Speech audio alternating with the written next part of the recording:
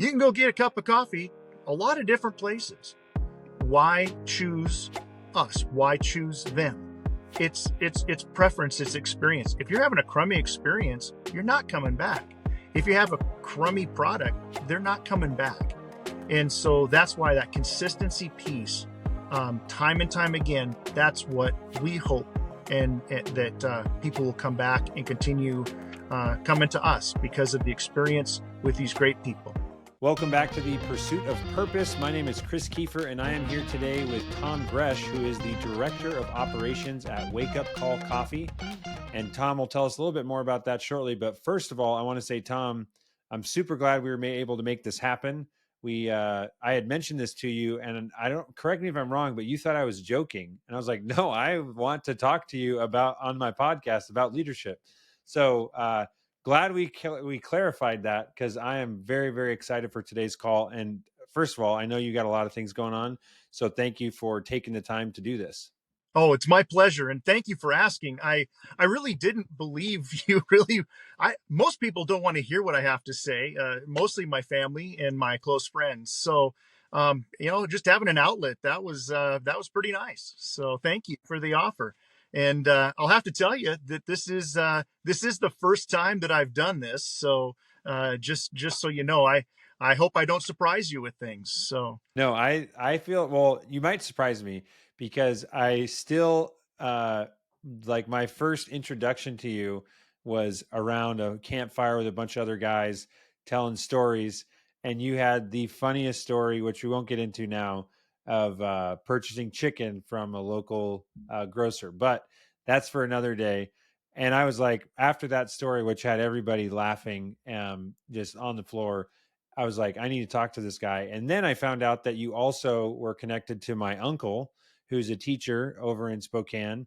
And anyway, so there's all these connections. And then the other one was your daughter and my kids go to school together. And then you are involved at Wake Up Call, where we get coffee all the time. So I was like, okay, there's so many things aligning that it was only a matter of time before I pick your brain on how you inspire and lead people. So that's what we're going to be talking about today. well, thank you so much. Yeah, absolutely. And I've got to say, just absolutely, I've known your uncle for so long. He and I were teaching in the same school district when I started out, and just a wonderful guy. And so when we made that connection, I was just really appreciative that you did that. So yeah, and I promise I will not tell my chicken stories. Okay. All my like on the Kiefer side, my dad was a PE teacher. My uncle Brett's a teacher. My Aunt Jerry, my Aunt Doreen, everybody except my Uncle Mark they're all teachers. And I, like, growing up, I had a lot of fun, but like you, maybe, I'm not sure, we'll find out.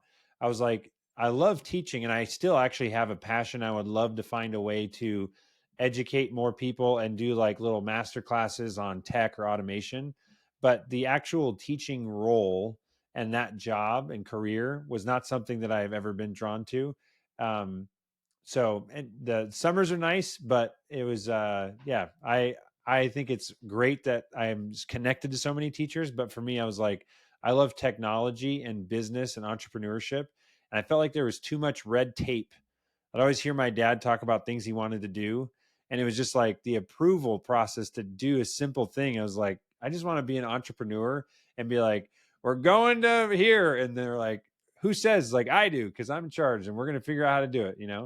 No one else's opinion matters. Chris, you are teaching. You have been teaching. You have been teaching, and guess what? You learned it from teachers, your parents, your friends, your colleagues, and you're learning and you're listening and you're teaching. And this is just an exact place. It's just a different. It's a different schoolhouse. And what I think we really need to do is really learn about others and learn about their successes. Why are they successful? How do they make the connections and be successful with that? But then what do they do with it? And how do they build upon that for themselves?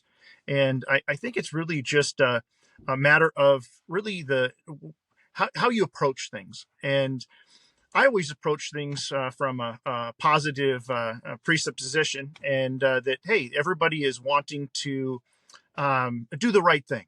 Okay. And if you approach it from there, then I believe it's the best way. But the way you get there is learning from other great leaders. And in my life, I've been surrounded by them since birth. And I didn't know exactly what I wanted to do when I was a very young man. But my grandparents and my parents and my close extended family always helped me with that. They gave me great jobs like, hey, you did what? Oh, you get to clean the stall this weekend. Oh, fantastic. What a great opportunity for me. Um, the character building, they taught the basically the golden rules, and it was through work and family. And I cannot tell you how important that was in my the beginning of my leadership.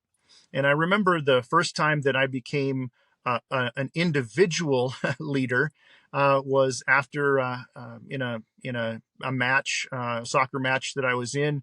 I was a tad bit more passionate than my dad would have appreciated, and I ended up getting ejected from the game because of it. And it was pretty poor. I was 13, a little out of control, and my dad didn't talk to me for a week. And the lesson learned there was when he walked in and he finally talked to me, he threw a book on my bed and he said, "This is the soccer rule book. You and I are signed up for a soccer referee clinic this weekend, and you better get a better score than I get." And that was it. I studied so hard. I went in. One person beat me when it came to the written test, and that was my father. And from there, I just was at one of their mom and dad soccer games, and the assigner came up. "Hey, heard you got your license." I said, "Yeah, I got kicked out of a game, so I had to get my license." He goes, "Oh, here's your cards. Here's your whistle. Go ref that game over there." And I was refing ever since, and up until about '97 when I stopped with the NCAA stuff. But it was character building. It was like dad could have, he could have swatted me. He could have, just, cussed me out one side and down the other. No, the silence was killer. I learned from that. I really learned it. Okay, there's another way to for the corrective action. And it was a good way, and it was a learning. And so, and mom tested me afterwards. I mean, I got to ref some of their games, and she was a very dirty defensive player, and I knew how she played. And so when I was refing her game, I cautioned her during the game, gave her the yellow card, and she goes, and I said, "You better stop it, or I'm going to kick you out." And she goes, "If you kick me out of this game, you're not getting dinner." And the other team yelled over, "Hey, Tommy, we'll feed you." So, you learn it from a lot of different places. It was learning that when you went through a gate and it was closed and locked, you better close and lock it after you go through. All it takes is one gate open and the cattle getting out. And I learned that the hard way from Grandpa.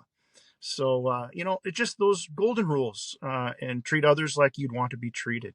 I think one thing that I'm curious about, if you could run through like brief like history of your jobs to now be where you are now, and just like maybe the highlight along the right way. You can go start back as far as you feel is relevant. But you're sounds like soccer official at age 13, right? Or 14, and then Yep, and from there, in high school I coached some youth soccer teams. I was always captain or president of whatever club or team I was on, just because naturally I didn't know how to follow, and so I led, and learned a lot from that early on. Uh, went off to college.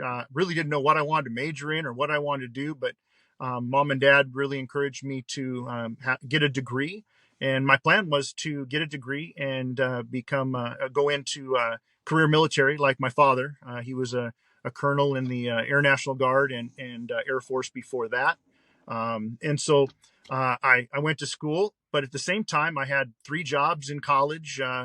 all kind, the typical jobs, security for the football stadium and paying officials, and then I was NCAA official, so I got to travel quite a bit as a young person. And after that, it led to getting a teaching job because one of my close friends in my fraternity at college, he was an educator, or was going to be an educator, and he said, hey, what about this? And so I called my dad and I said, Dad, I'm really enjoying this coaching. I'm coaching at the local high school. I really think that this education thing might be good. And he takes his cigar out of his mouth and he said, well, son, he said, it's not the same military I joined. I think that this would be a good option for you. And next thing you know, I did my student teaching at my old high school and got a job there right after that summer. And I was a paraprofessional in the in-house detention room. Didn't know how to do that. I was told to be mean to make sure kids would go back to their classes. I just couldn't do it. And then finally I had to say, okay, kids, go back to your classes. And then taught, absolutely loved it. I taught middle school, social studies, English and reading, and a little bit of math, and just devoured it. And then after 5 years of that, during that time, I went to get my master's in educational leadership and my principal credential, and did that. And then after 5 years of teaching, I got offered a job at Lewis and Clark High School in Spokane, Washington. And as an assistant principal, I was 27 years old, had just got married, child on the way. He turns 26 today. And I got that job, and I bought a minivan. That was a big thing in my life. I didn't think I'd ever own one of those. One of the best rigs I've ever had. It's not glamorous, but it was good. And yeah, yeah, absolutely. And then ended up with stomach pain. So I went in the doc and I said, hey, I got these stomach pains. I'm wondering, is it something I'm eating or what? And he goes, was there anything stressful in your life? I said, no. And I went through. He says, well, have you had any events? And I went through all 9 of them in 1 year. And he goes, oh my gosh, any one of those could cause that. So what I did was I moved forward. And so then a short time later, I became a principal at a couple of the area high schools. And after that, I went into the dark side of administration in public schools, and was at the district level and did just about every job except for cheer advisor. I just wasn't going to do that. And then it was from there, I did a little consulting on the side in leadership, and it was fun. And then a very close friend, which you can learn a lot from friends, who's a local business owner, asked me if I would consider coming and working with him. And I got a huge education in business, and something that I didn't have to worry about money. Hey, it was coming in and I would get it every year, and we'd move on. And it was, thank you taxpayers, and it was just not feeding my soul. And great people, loved it. The kids were fantastic. It was just time to do something different in my life. And that was the move to director of operations at Wake Up Call. So there you go. So now my curiosity is around, so you have all this leadership experience. Um, you come into, and this is super stereotypical, so tell me if I'm like offending you or people that work for you, but the coffee world is like, I guess I used to say millennials because I'm a millennial and I used to be the 20-year-old, but now it's like Gen Z. I think it's the young kids, like 16 to 25 mostly. That's like probably the bulk of your employees, and it's high energy, early mornings, music, whatever. That seems like a very different world than being an administrator for a school district. Well, it's just a different leadership. It's all over again. It's having the opportunity to teach. It's having the opportunity to find those learning moments. It's helping others grow into those leadership pieces, because those 18-year-old baristas, they have so much potential they don't even know. And so we give them that opportunity to grow within a safe environment. They have a leader that they can go to, the lead barista. And after that, they can go to a position like a district manager. And after that, a regional manager. And each time, if you take it as an opportunity to teach them about aspects of a business, then they understand that, there are other opportunities for us. And it's a simple recipe. You make it so, do they want, when they're there, do they, when they go on to whatever their next step is, do they look back and say, I really enjoyed that time in my life because I had a chance to work at Wake Up Call and in that position, and they made it so I could grow within that. And yeah, there's times where I'm going, what am I instructing one of my five children here? I mean, come on. But then I realized, no, I need to do it the same way. I need to approach it as they must not know this. And so how do I make it so it's a corrective thing and a learning opportunity? And you're like you said at the very beginning, you approach it from everybody's wanting to do good. No one signs up for a job like, man, I just would love to let everybody down and just not do what I'm supposed to, and just getting fired. That's a 4 month goal for me for sure. Like that's that no one does that, right? No, no. And what you have to understand is it's a simple model if you really break it down. We're giving an opportunity for an individual to learn a trade, learn an opportunity of customer service to people that want what we're serving. And all we need to do is make it so it's a great experience and an efficient experience and a repetitive experience that is the same coffee, the same drink, the same experience every single time. And then that's just repeat customer. And you know that you know, with your company, yeah. Do you really want to make sure that one of your clients is not happy? No, no, that's not the goal. And so we just give them the tools for that, and try to make it so it's the most innovative experience for them for learning, but also eventually for our customers. What is the I'm assuming that you have like uh an academy. I mean, this is maybe a big assumption, but Wake Up Call now has how many locations? It's in during the summer, it ends up being about 30 30 location across Idaho and Washington. in the summer. So you close some in the winter? Yeah, we have our bus, our double decker bus. If you haven't seen it, you need to see it. It's pretty cool. Serving coffee out of an English double decker bus. It's pretty sweet. If you want, you can go. So that's one location that's mobile. Yes, mobile location. We try not to move it too much, but just the big events in the local area. And then a local stadium has baseball all summer. Great thing, and we've been there for many years. And then we also have a local university that we set up a cart there for their big games. So That's awesome. Because I was going to say, this is my experience in knowing what it takes to scale home service or any other business that has many locations. What degree, and maybe you wouldn't say this or say that this is what you guys are, but I've heard a home service company guy who grew this national brand, and he said that they had to make the change from being a remodeling company to a training company, an employee training company. So they literally, like, in order to grow, they became the best in the country on training people that had no skills to, swap out a shower or whatever the thing was, learn how to do tile and grout and all that stuff. And then that's like the tactical stuff. And then there's soft skills, interpersonal leadership things. But that was all like, you go to work for this company and you're going to come out 5 years down the road, 10 years down the road, a totally different person. And you had a job the whole time, as opposed to like going to school, paying for an education, and then just like coming out with a bunch of knowledge and no practical experience working. That's how he described it.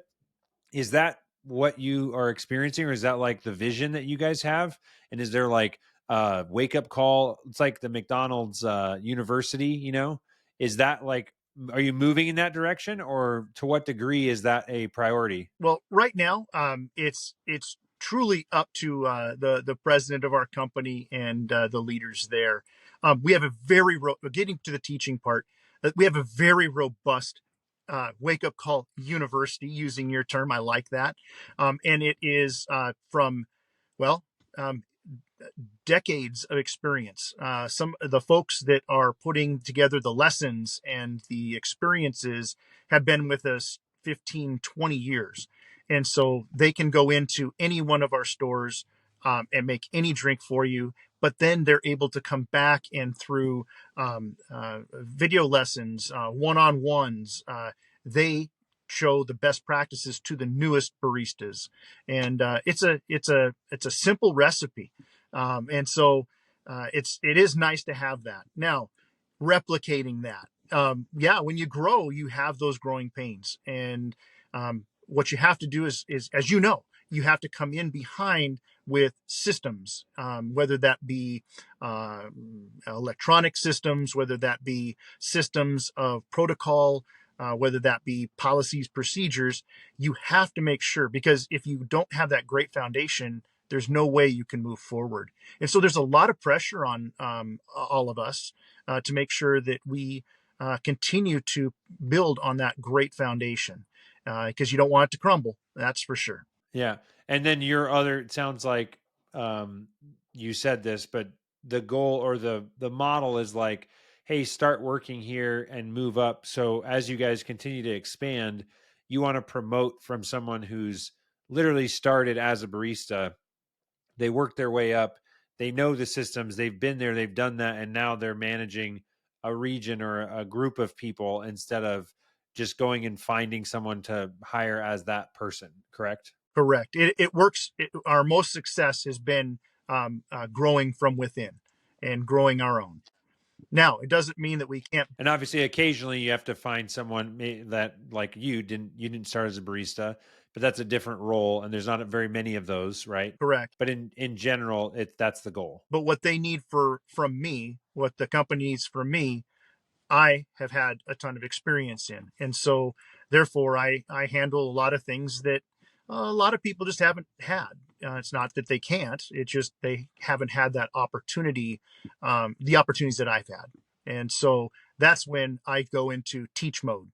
And hopefully I will, grow someone from within that can eventually take on the role that I'm in, and I can move to whatever else is needed. So that's always the goal, is to replace, when you step away from a position, at least the only thing that I have ever wanted every time I've stepped away from a position into a new one, is that the person that is coming in after does a better job and takes it farther than I took it. And if they don't, shame on them. That's why they were hired, is to take it in another or a better direction and take it to the next level. And I've been really fortunate to have some great people do that. And that's what I leave. You can leave a lot of things, but that's my request, and that is my humble suggestion to them when they come in. Do you guys have, from the wake up call side of things, do you have, and to me, I think I personally am extracting so many leadership levels out of just making it super practical. So that's why I keep diving into like different scenarios. I'm like, okay, if it works there, how does it work here? Whatever. But one thing I think is interesting is when businesses find out what business they're really in. So like on one hand, you could say you're in the coffee business, but what are people actually buying from you because if you are truly in the coffee business, and this is like my marketing background, and you can tell me if you disagree with any of this, then it's like, well, then why do I go to Wake Up Call or anywhere else? Like I'll get my coffee at a random place every day. But in order to get consistency and repeat clients, I think they're buying something else other than just coffee from you guys. And is that something that do you use that same language, or like how would you build on what I'm saying and apply that to the wake up call world? And now a quick word from our sponsor, which is Boolean Review. Boolean is a review software that my wife and I own, and we sell this software to home service businesses. So I know there are many different people that listen to this podcast, But if you know someone, an electrician, an HVAC business, a painting company, maybe a coffee stand, someone that is providing service to customers and get found online by customers, we would love to talk to them. This is a review software that is the highest converting review software in the home service space in particular. And if you're wondering what that means, if you have 100 clients in your business, the typical business gets between 1 to 2% of those customers. So for every 100, they would get one person or two people to leave them a review on Google. Other review softwares get between 3 and 5%, and the Boolean review software gets 20% of your customers to leave you Google reviews. And these are fantastic Google reviews with lots of words, keywords that are going to help with SEO, pictures, stories, the names of your employees. So if you want to learn more, check out booleanreview.com. And now back to the episode. It's a simple one for our baristas. Make their day. Okay. Hey, as soon as they hand out the drink, can you test that drink? Just take a sip. I want to make sure it's right. Oh, it is? Okay, great. Thank you. Oh, it's not. Here, give that back to me. You know what? Just keep it. If it's completely wrong, let me remake it. Here you go. And it's the idea of it's the customer service. Now, we constantly are looking for the very best products and the healthiest products for our customers. But those are small changes because why are they keep coming back? They're coming back for that number one, that great beverage that they want, or that great pastry that they want. And so we are always focused on the customer, and it's nothing different. It's a hedgehog theory, okay, from Jim Collins back in turn of the century. He said, what do you do better than anyone else? And it is the quality and customer service done by quality individuals. There you go. That's it. We can put it, and we are constantly looking to improve. And so that's how I take it, and that's how I see it happening at Wake Up. Yeah, because I'm thinking these are other books I've read, but like Starbucks realized that they were like in the business of like that second workplace, or the in between work and home place. I don't know if you've ever heard that. Or like McDonald's, I think it was McDonald's, was selling consistency. Like you go to any McDonald's and I know it's going to be the exact same thing, taste the exact same, and it can, like, that's the scalable thing. And like so anyways, I just think that's interesting to like really hone in on, like, this is the thing that we're going to be known for and everybody is going to remember, and that's why they're going to choose us instead of somebody else. Correct. And I also love Jim Collins. Yeah. And I'll tell you, right, people can, you said it just in the beginning there, you can go get a cup of coffee a lot of different places. Why choose us? Why choose them? It's preference, it's experience. If you're having a crummy experience, you're not coming back. If you have a crummy product, they're not coming back. And so that's why that consistency piece, time and time again, that's what we hope, and that people will come back and continue coming to us because of the experience with these great people. Yeah, I do think that, like, when because you just opened up a place in Tri-Cities, is that right? Yeah, we have several in the Tri-Cities and Walla Walla area. Because I was going to say, when we were driving through there, I saw it. And it's like, oh, a wake up call. And I think that there's that piece of the strength. It's the strength of the brand.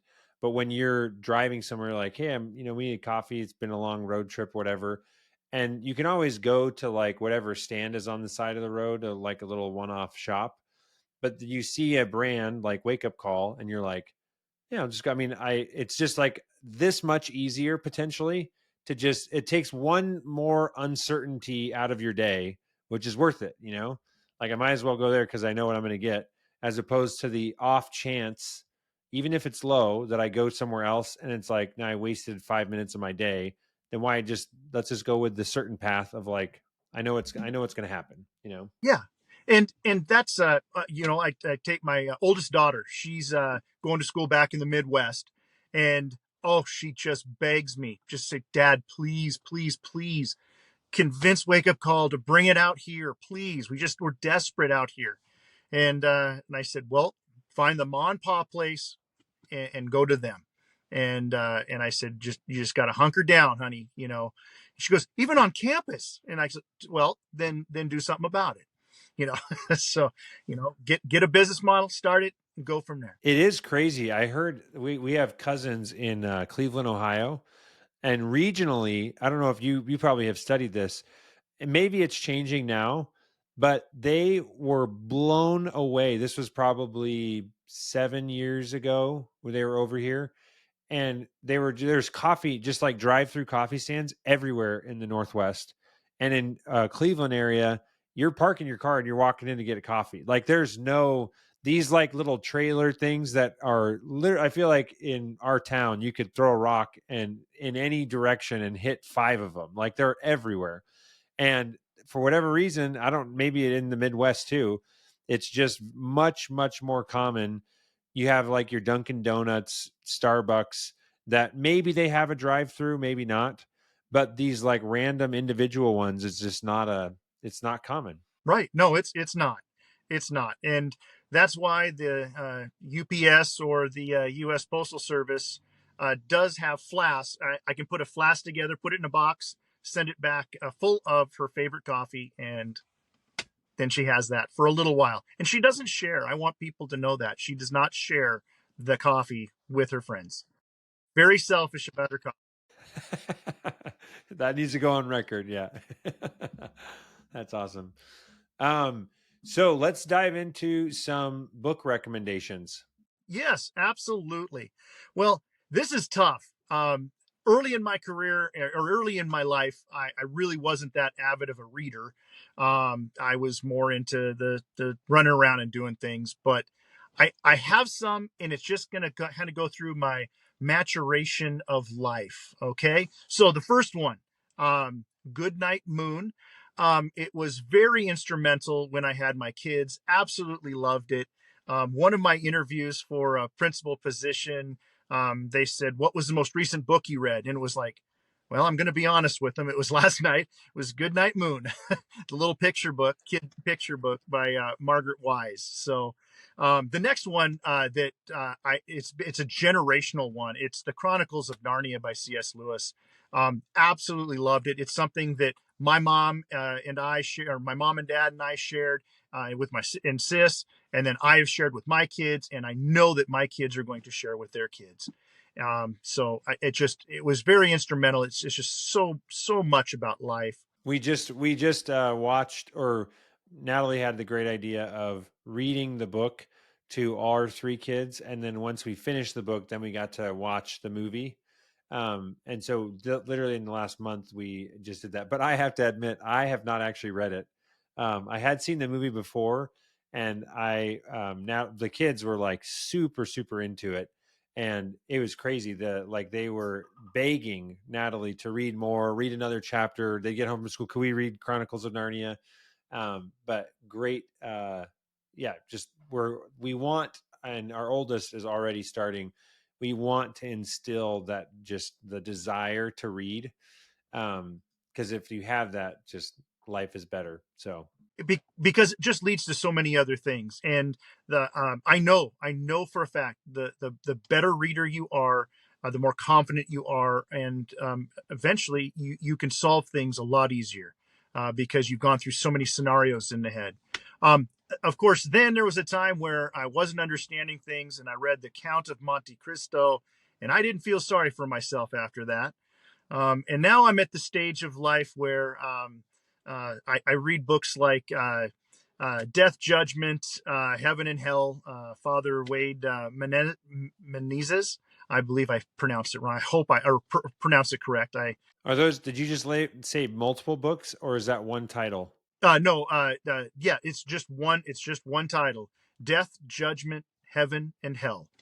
And it's just about the preparing yourself for what's next, and it really puts things into perspective. And I look at my 5 children, and all 4 of them are away at they're starting their own lives, and I'm just in a different stage, and so I really reflect a lot more, and I really listen a lot more, and try to learn from their experiences, and then just give them the opportunity to ask questions if they have.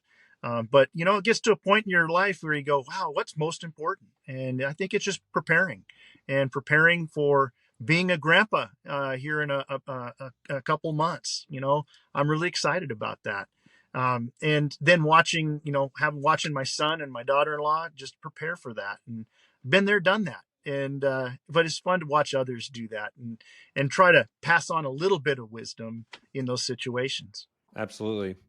Um, then the fun question: favorite movie? Oh, this is tough. I mean, the manly man in me, I had all kinds of ones. I mean, there's so many. I was just recommended to me a couple years ago. It's a movie called The Quiet Man. It's a 1952 movie. It stars John Wayne and I believe it's Scarlett O'Hara, based in Ireland, and it is a wonderful movie just about life. And it's one of the first rom-coms. So it's really one. It's worth it. It's worth it to see.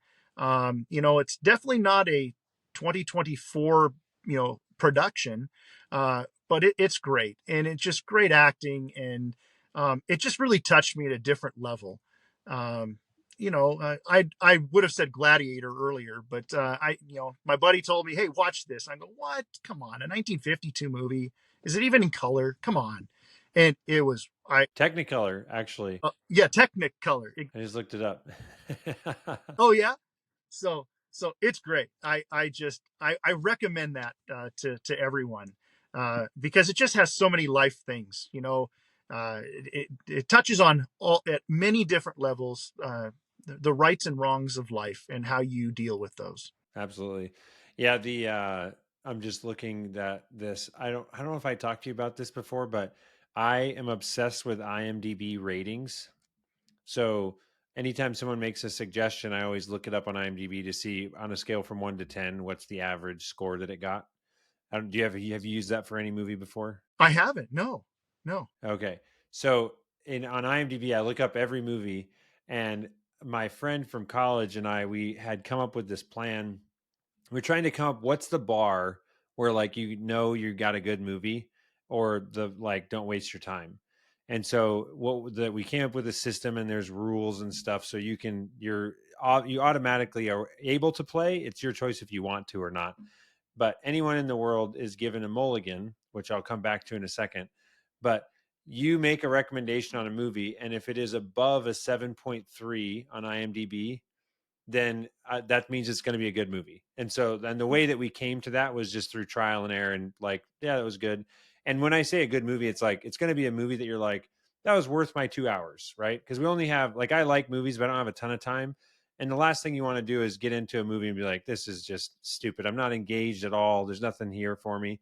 So the 7.3 is the cutoff, where if it's above a 7.3, that means that out of the tens of thousands of people that rated this thing, it got a 7.3. That's like, and I feel like I'm a generally, like, I just like good movies. I'm not like a film snob that's going to critique the director of photography and the camera lens that they used or whatever.